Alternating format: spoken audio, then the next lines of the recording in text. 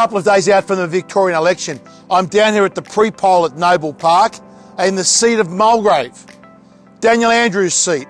And I'll tell you what, just standing here helping our candidates from United Australia Party and looking at the people coming through, there is a real sentiment that Daniel Andrews is in big, big trouble in this seat.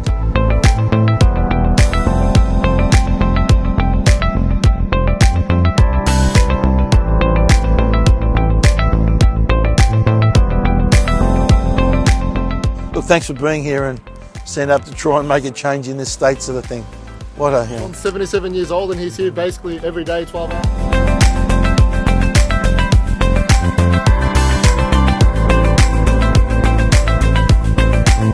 We'll get a good result. We'll get a good result. Dan will be last.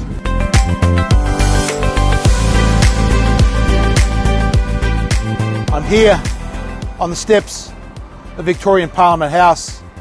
About 12 months ago, I was here almost in this very spot, and there was a sea of people.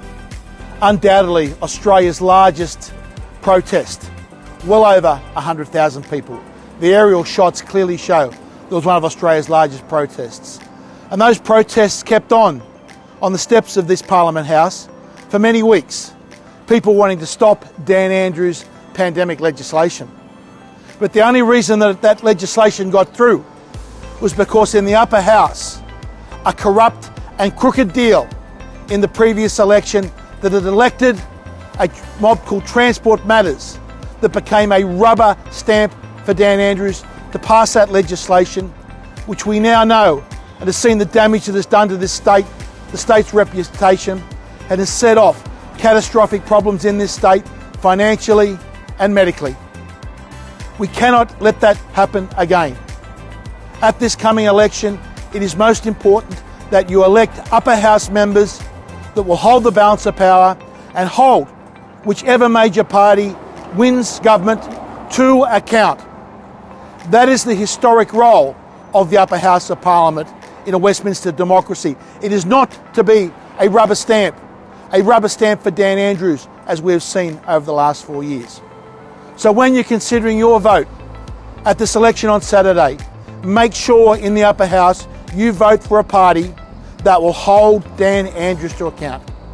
And I give my assurance as National Director of the United Australia Party that all of our candidates, if they are successful, they will hold the government of the day to account, because that is the job, that is the historic job of the upper house, and that hasn't happened for the last 4 years, and we have seen the catastrophic consequences here in Victoria.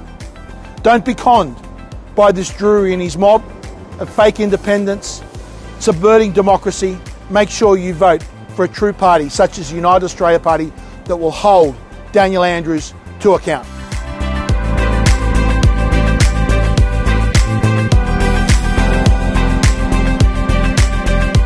My parents migrated here to the lucky country and want that back. So that's right, Chief. Hopefully you guys get through and make some real changes.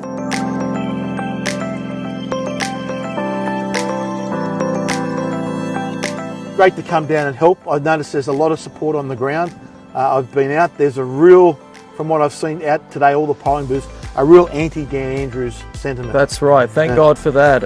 He's really terrorised the community.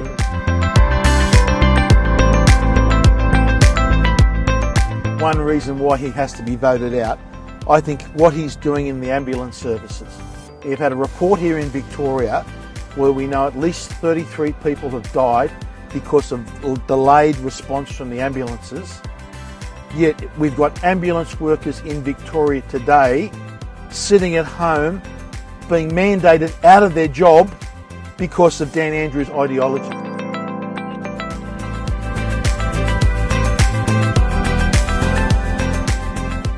We need representation in Parliament that is going to vote in the favour of the people, not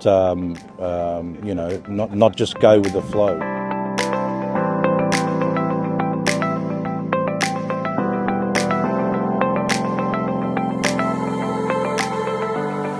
I believe this is the most important election in Victoria's history. There's one man who's acting like a quasi-dictator and has literally ruined thousands of lives, and people are dying waiting for an ambulance under his leadership. If you want to make a difference and you want to restore Australia to its former glory and more, you need to vote 1 in the upper house for the United Australia Party. We're the last century at the gate and we will do the right thing by you, and no matter which government takes power, we will protect you in the upper house.